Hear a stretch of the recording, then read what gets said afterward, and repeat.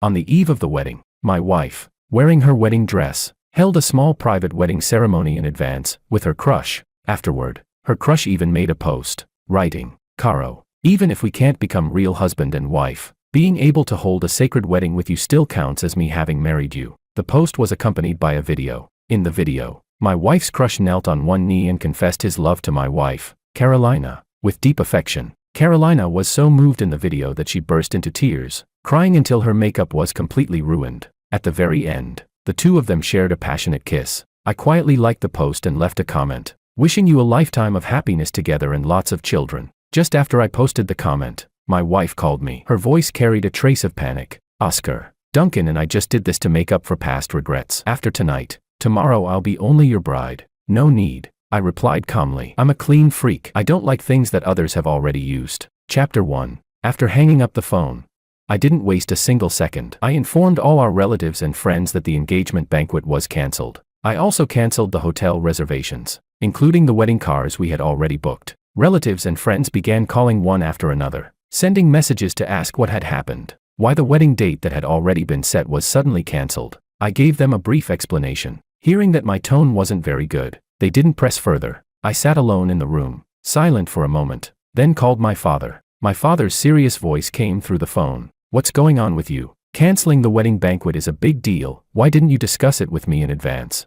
"Dad, Carolina Moo and I aren't suitable for each other. Withdraw our cooperation with the Moo group." My father knows my personality. He also knows how deeply I loved Carolina. If it weren't something I truly couldn't accept, I wouldn't have made such a decision. He was silent for a moment before speaking again. "All right, son. Did Carolina wrong you in any way? If you've been treated unfairly, tell Dad. I'll make sure you get justice." My father's protective nature was acting up again. I let out a soft laugh. "It's fine, Dad. This is a small matter. Your son can handle it." "All right, son. Dad believes in you. I'll withdraw the cooperation with the Moo group first thing tomorrow morning." After briefly talking with my father, I lay on the bed, looking at the newly decorated wedding house. The entire place was filled with festive decorations, overflowing with an air of happiness. In both the bedroom and the living room, large wedding photos of Carolina and me were hanging everywhere. In the photos, Carolina was smiling sweetly, but now, looking at them, they felt nothing but fake. So love can be faked, even when there is no love at all. I contacted a cleaning company.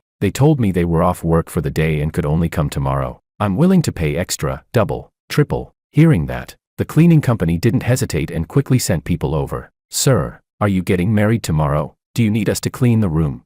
The cleaners asked when they entered and saw the festive wedding setup. "I'm not getting married tomorrow. Remove everything in the house and restore the room to its original state," I said calmly. The cleaning ladies were clearly puzzled, but they still did exactly as I instructed. About 2 or 3 hours later, the house was restored to how it used to be, as if nothing had ever happened, and in my heart, I knew it clearly. My relationship with Carolina had reached its end. I had already contacted a lawyer to draft the divorce agreement. It would be delivered to me tomorrow morning. After finishing all of this, I felt unexpectedly relaxed, as if a huge weight had been lifted off my shoulders. I lay on the bed and soon fell into a deep sleep. It wasn't until the next day, when someone knocked on the door, that I woke up. I saw Carolina return home, looking exhausted and dispirited. She stood in front of me, her eyes red, wearing an expression of deep grievance and hurt. Chapter 2. We looked at each other. Suddenly, tears slid down her face, soaking her cheeks. She raised her hand to wipe away the tears. Seeing that I was still silent, not saying a single word, Carolina finally spoke. "Oscar, you've changed, completely changed. In the past, as soon as I cried, you would do everything you could to comfort me, using every possible way to make me happy. You said you couldn't bear to see me cry. As long as I cried, you felt the whole world was in the wrong. But now I'm crying, and you're completely indifferent. Did your heart change that fast? Have you forgotten that you said you would love me and take care of me for the rest of your life?" Her tears flowed uncontrollably. I watched her put on her brilliant performance. I couldn't help but let out a cold laugh. "Do you still need me to take care of you now? Isn't it enough to have your former lover take care of you?" My emotions were calm, with hardly any ripples left. As soon as my words landed, a trace of anger appeared on Carolina's face, but that anger came quickly, and disappeared just as fast. It was clearly being suppressed. If she weren't feeling guilty, her fury would have exploded long ago. In the past, whenever anything I did didn't meet her expectations even slightly, her emotions would erupt. Of course, back then, I loved her. I was willing to cater to her everywhere, accommodate her, and satisfy some of her unreasonable demands. Just as she had said, I couldn't bear for her to suffer even the slightest grievance. But what was the result? On the eve of our wedding, she held a wedding with her former lover first, turning me into a joke, treating me like a clown. Can you stop saying things on purpose just to make me angry? What happened between Duncan and me was just an act for the occasion. You can't take it seriously. Can't take it seriously. Then what was all that sobbing about? I asked. Carolina froze for a moment. I'm easily moved. You know that. My tear glands are sensitive. I cry easily. Crying doesn't mean anything. Do you really have to cling to such a small thing? As a man, can't you be more magnanimous?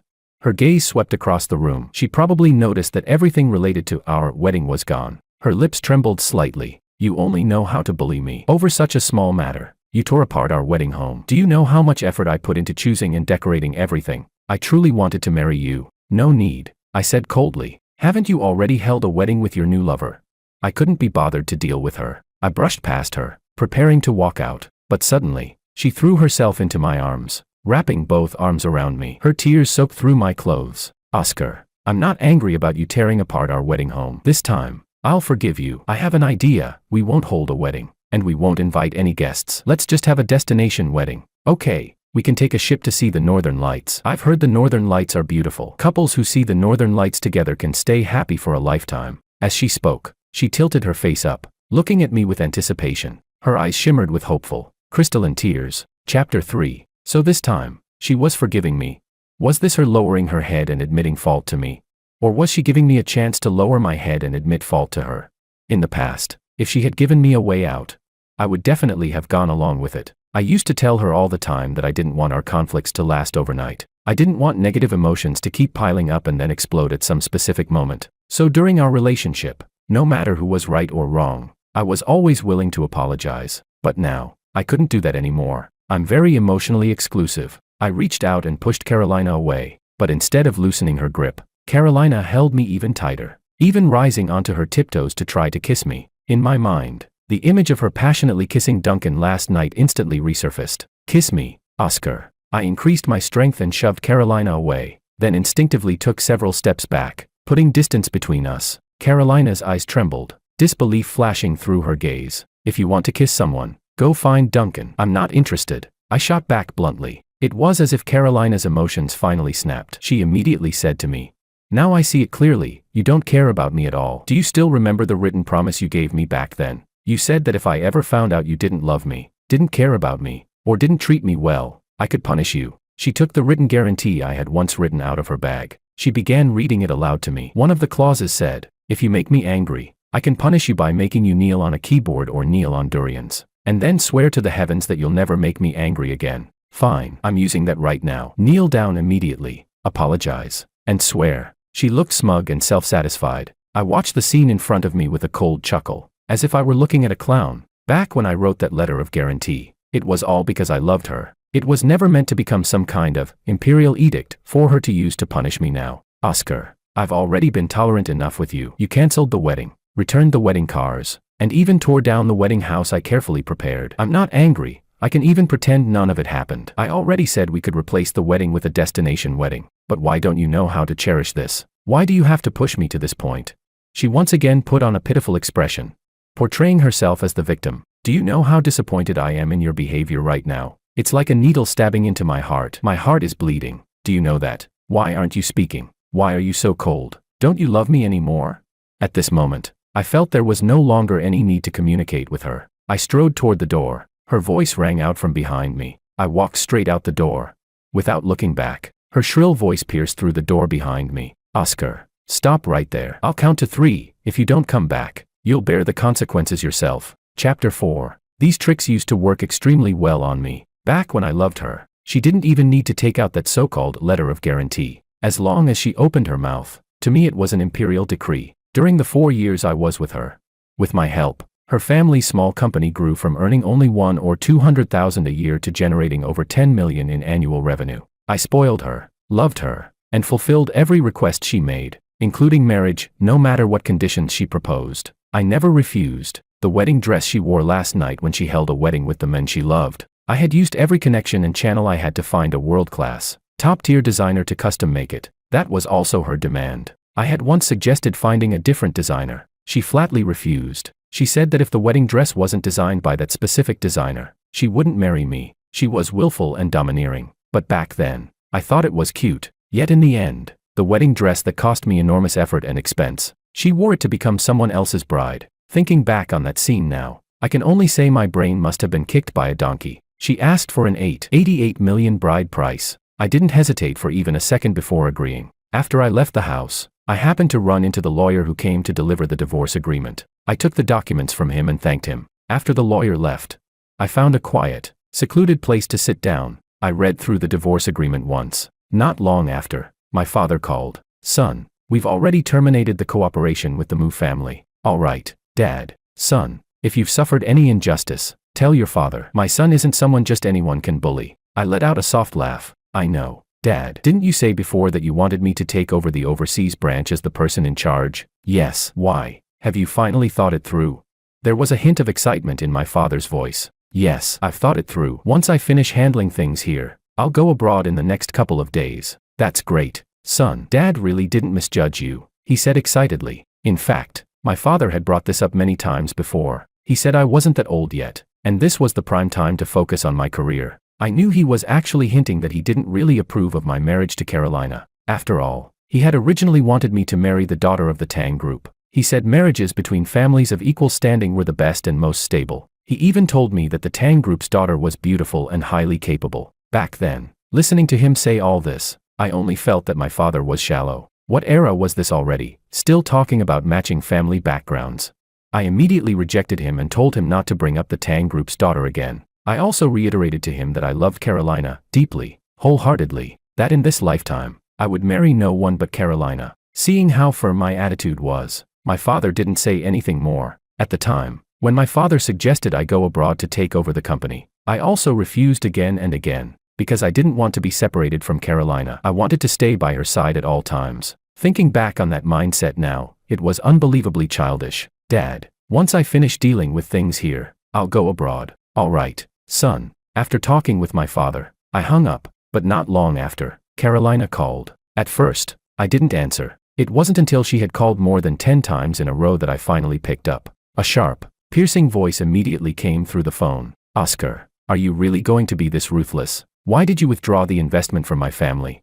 Just because I held a fake wedding with Duncan, you're going to pull your investment from my family?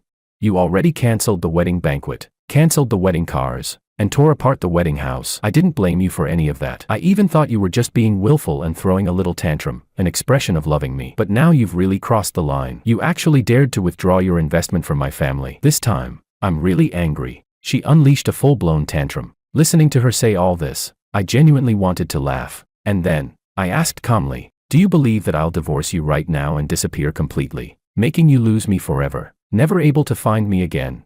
She threatened me harshly. In the past, it really had been like that. Whenever she was unhappy or angry, she would block my phone number and all other means of communication, then hide somewhere. I wouldn't be able to find her, and I'd go crazy searching everywhere for her. Back then, I truly loved her, deeply, and I was terrified of losing her completely. But now, I didn't care about her at all. "Fine, I agree. Let's get divorced right now," I said calmly. Her voice immediately became flustered and panicked. You, what did you say? Oscar, you actually dared to divorce me? Aren't you afraid of losing me forever?" Chapter 5. You're not afraid of losing me, so why should I be afraid? I said coldly. A woman who dares to be ambiguous with another man even during marriage, why should I still hold her up, cherish her, and love her? All the sincerity I gave over these years, I'll just treat it as feeding it to the dogs. Why do you think of me as being so despicable? Haven't all these years of feelings between us been enough to offset such a tiny mistake? Carolina questioned me sharply. She almost made me laugh out of anger. I shot back. "Since you think this is just a tiny mistake, does that mean I can also hold a wedding with another woman?" After a brief silence, Carolina practically roared. "Oscar, you said you would never betray me in this lifetime." I had never once thought of betraying her. In the past, I was genuinely devoted to her. I could swear on my conscience that I had never done anything to wrong her. But what about her? She trampled on my love without restraint. "You're the one who betrayed me first. What right do you have to say any of this to me?" After calming my emotions, I continued. "I'll have someone deliver the divorce agreement to you. Let's part peacefully." Before she could say anything, I hung up the phone. I didn't want to listen to Carolina lose control anymore. Today there was a very important collaboration meeting. It was originally supposed to be postponed, but since the engagement was cancelled, it would proceed as scheduled. I checked the time and drove straight to the Tang Group. The Tang Group is evenly matched with my family in terms of strength, making it an excellent partner. When I arrived, the front desk recognized my identity and immediately had someone escort me upstairs. I had thought that, like usual, the person negotiating with me today would be President Tang. Instead, I saw the Tang family's daughter, Serafina Tang, sitting in the office. The first time I met Serafina was at a charity gala hosted by the Tang Group. At the time, I simply thought she was very beautiful. Seeing her again now, I noticed that every gesture she made radiated an elegant and captivating aura. "You're here." Serafina stood up and invited me to sit, then instructed her secretary to make me a cup of coffee. I asked curiously, "What about your father?" "He's on a business trip, so he asked me to handle the meeting with you." She wore a faint smile, her tone gentle and pleasant to listen to. I took out the cooperation proposal and explained it to Serafina in detail. After more than an hour of discussion, she expressed strong interest in the plan, and the contract was successfully signed. "My father often tells me that Oscar is young and promising. Seeing you today, it truly lives up to his words." Serafina looked at me with clear admiration in her eyes. I smiled lightly. "You flatter me, Oscar. You really do have the capability, no need to be modest. But speaking of which, tomorrow is your engagement banquet. You still came to discuss cooperation today, don't you need to prepare?" she asked calmly. Her mentioning the engagement banquet genuinely caught me off guard. I suppressed the turmoil rising in my chest and said, "It's been cancelled. We're already in the process of divorce." A flicker of surprise crossed Serafina's eyes, but she didn't ask any further questions. Seeing that it was already lunchtime, I suggested treating her to a meal. She didn't refuse. I immediately made a reservation. At the restaurant, Serafina and I talked about many things, and I realized we shared a lot of common ground. For the first time, I truly felt the importance of being well matched. Serafina and Carolina were completely different, whether in behavior or in mindset. "Oscar." Carolina's voice suddenly came from behind me. Chapter 6. I turned my head in surprise and saw her letting go of Duncan's arm, storming toward me angrily. "So that's why you suddenly cancelled the engagement. Turns out you have another woman outside. Who is this woman?" After glaring at me with fury, Carolina shifted her gaze to Serafina. With just one look, the anger in her eyes visibly weakened. Viewed on her own, Carolina was indeed beautiful and sweet, but standing next to Serafina, she was simply not on the same level. That was exactly why Carolina hated standing beside women who were more attractive than her. Serafina was tall, with thick jet black hair that flowed smoothly like silk. Her striking, elegant features were the kind that left a lasting impression at first glance. "And who are you?" Carolina still put on the airs of the rightful wife. If she couldn't win on looks, she had to dominate in presence. Serafina didn't get angry at her rudeness. She merely smiled faintly, her tone still gentle. "My name is Serafina. I'm Oscar's business partner." "Business partner? Who are you trying to fool? Why have I never seen you before?" Carolina's aggressive demeanor made her look like a shrew. She had always been like this. Toward any woman who appeared around me, even if there was absolutely nothing between us, she would get angry over it. Back then, I thought it was because she cared about me. I was even happy about it, so I would deliberately keep my distance from other women. Now that I thought about it, it was never about caring at all. It was simply her possessiveness at work. "Have you made enough of a scene?" I looked at her with a dark expression. Carolina took it as me defending Serafina and became even angrier, her voice rising sharply. "Oscar, you heartless man, now you're yelling at me for some woman outside, boo-hoo." Her outburst drew a lot of attention. Some people even took out their phones and recorded the scene. A waiter quickly stepped in to intervene. "Miss, loud disturbances aren't allowed here. If you continue, I'll have to ask you to leave. My husband is cheating on me, having a meal here with some other woman. I can't even cry about it." Carolina looked at the waiter pitifully, tears trembling in her eyes. The waiter looked helpless. "But you still can't cause a disturbance here. You're affecting other customers' meals." Duncan, who had been silent all this time, stepped forward and gently pulled Carolina, speaking in a low voice. "Caro, don't be angry. I believe Oscar isn't that kind of person." With just that one sentence, Carolina's attitude immediately softened, but her tone was still full of indignation as she said, "Oscar, if you're still a man, then apologize to me right now." Chapter 7. Why should I apologize to you? My patience was already being worn down to the last thread. "You having a meal alone with another woman is wrong," Carolina said, looking at me aggrieved. "Did you forget what you promised me? You said you would never eat alone with any woman other than me. Then what does it count as when you walk in holding another man's hand?" I shot back, exposing her on the spot. She liked making a scene in public. Fine, I'd go all the way with her. After all, my conscience was clear. Carolina's expression changed slightly as she tried to explain. "Duncan saw that I was in a bad mood, so he brought me out to eat. He even spoke up for you just now. How can you think of us like that?" Before she could finish, a nearby waiter suddenly spoke up. I just saw her walk in holding hands with that guy. She even said her husband was cheating. Clearly, she's the one cheating on him. Isn't this just setting fires for herself while forbidding others to light a lamp? Harsh whispers rose one after another. Carolina had always cared deeply about saving face. Just now, she still had the upper hand. But now that these words came from someone else, even if she wanted to argue back, she had no ground to stand on. Duncan's face darkened as well. He turned around and left directly. Carolina no longer had the nerve to stay either and hurried after Duncan. The farce finally came to an end. I looked at Serafina apologetically and said, "I'm really sorry. This meal ended up being unpleasant for you." "It's fine," she said calmly, "but your wife seems to have misunderstood us. Aren't you going to explain it to her?" Serafina didn't seem affected by what had just happened at all. I gave a bitter smile. "Someone will comfort her. I don't know what exactly happened between you two," Serafina said gently.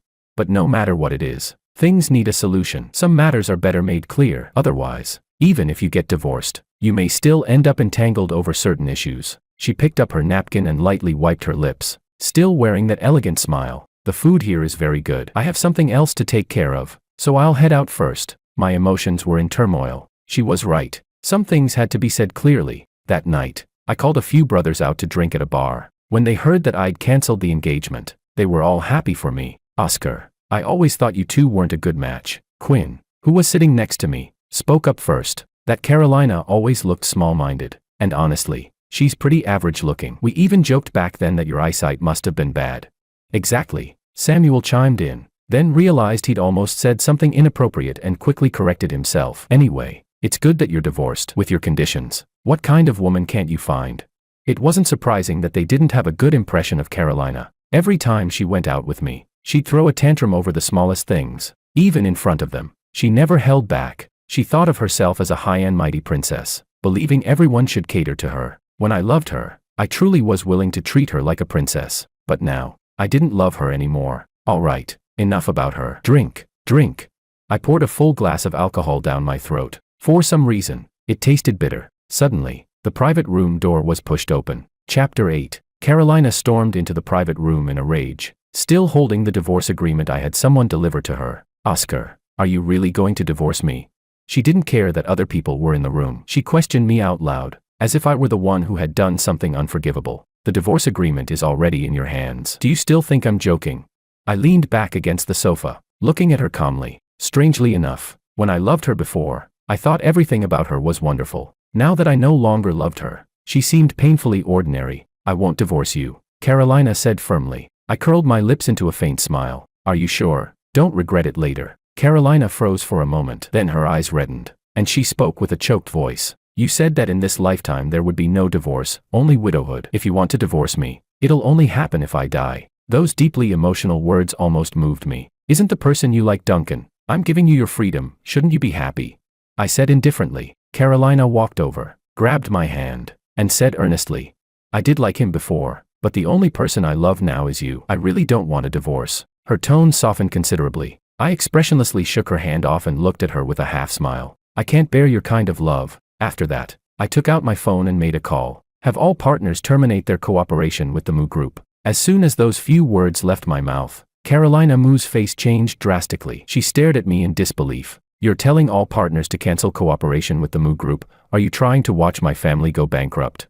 I smiled lightly. "Yes, everything the Moo Group had today was given by me. If I could lift them up, I could also send them straight back to nothing." "Oscar, I was wrong. Please don't do this." Carolina panicked. She knew very well that once all the partners withdrew, the Moo Group wouldn't last long before completely collapsing, and she would no longer be that lofty heiress. "Carolina, you're the one who wronged Oscar in the first place. How do you still have the face to beg him now?" Samuel, who had always disliked Carolina's behavior, couldn't help but speak up. Carolina shot him a glare full of anger, but she still forced herself to suppress it. At that moment, her phone suddenly rang. She looked at the screen, and her face turned even paler. She answered the call and called out, "Dad." No one knew what her father said. She hung up without a word. She looked at me in despair. The arrogance in her eyes was completely gone. "Does it really have to be like this? So, are you signing the divorce agreement or not?" I stared at the crumpled papers in her hand. Carolina said nothing. Her eyes were filled with tears. "Carolina, Oscar has already shown you enough respect." Samuel spoke again. "If you have any sense, just sign the divorce agreement. Otherwise, Things will only get uglier. Another long silence followed. Finally, Carolina spoke in a choking voice.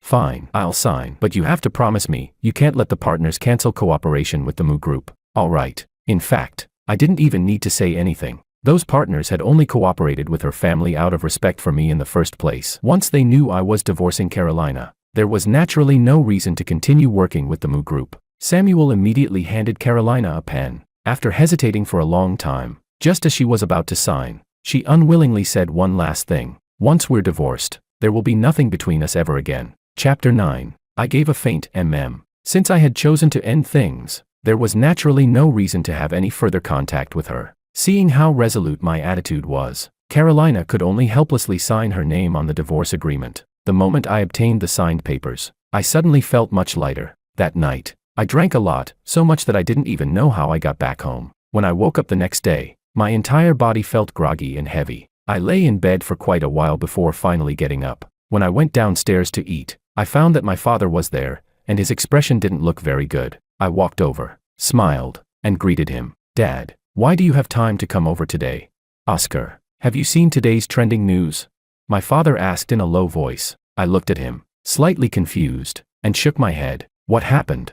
My father frowned. Open your phone and take a look yourself. Curious, I opened my phone and checked the trending topics. My expression instantly changed. The headline was extremely eye-catching. Young Master Oscar cheating during marriage with heiress Serafina. I clicked into it and saw that it was actually a video of Serafina Tang and me having dinner at the restaurant that day. The video had clearly been edited. In the footage, Carolina was portrayed entirely as the victim. The comment section was full of discussions, some talking about Serafina and me, others defending Carolina. One particular comment caught my attention. A user named Sunshine After the Storm wrote, "Don't you think Oscar and Serafina are actually more compatible? Standing next to Serafina, this Carolina looks so tacky.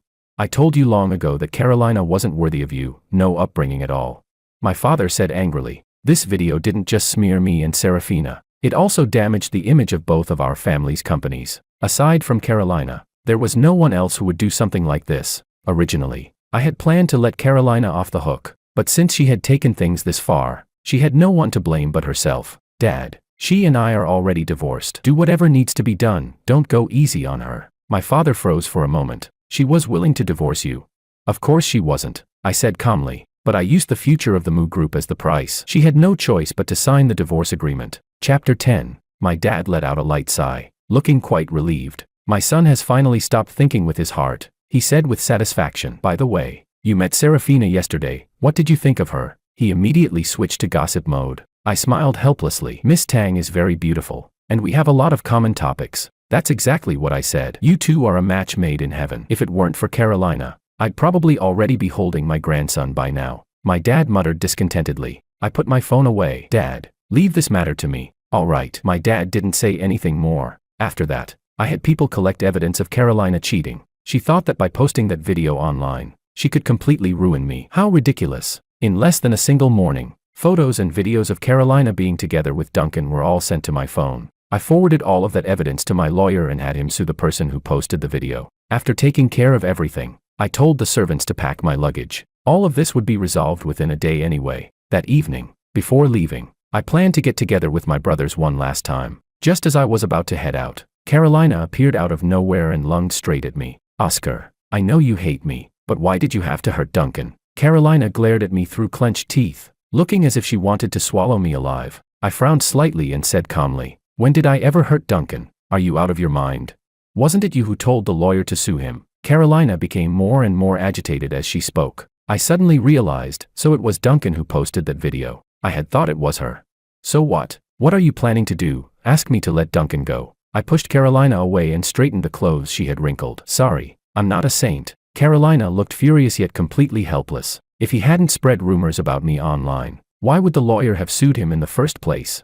Watching how anxious she was for Duncan, I knew that this woman had never truly loved me. She claimed to love me, but in reality, she only loved wealth and luxury. Only I could satisfy her material needs. As for Duncan, he had accomplished nothing to this day. Make the lawyer withdraw the lawsuit right now, or his whole life will be ruined, Carolina said anxiously. I tugged at the corner of my mouth. "Sorry, that's impossible. Instead of worrying about him, you should worry about yourself." My dad may have already told all the partners to cancel their cooperation with the Mu family. My dad had always been decisive. If something could be done this second, he would never delay it until the next. A trace of shock flashed across Carolina's face. She froze for a few seconds before finally reacting. Didn't you promise me you wouldn't let them cancel the cooperation? Why are you going back on your word now? I promised you, I replied calmly, but my dad didn't. I didn't bother with her anymore and got straight into the car. Carolina tried to chase after me, but she ran too fast and fell to the ground. Oscar, you can't do this. I'll hate you for the rest of my life. Chapter 11. She screamed at the top of her lungs. Hate me if you want. It didn't matter anymore, after all. We would never see each other again in this lifetime. The next day, the lawyer sent me a message saying that Duncan was definitely going to prison. As for the Mu family, since all the partners had cancelled their cooperation, the company fell into debt overnight. I heard that Carolina Mu had gone crazy trying to find me, and that she was accidentally hit by a car while out on the street. They said it was pretty serious. As for me, I was already pulling my suitcase and had arrived at the boarding gate. Oscar, what a coincidence. Are you also going to Country A? A familiar voice suddenly came from behind me. I turned around in surprise and met a pair of clear, bright eyes. A hint of delight flashed through them. Miss Tang, are you going abroad today as well?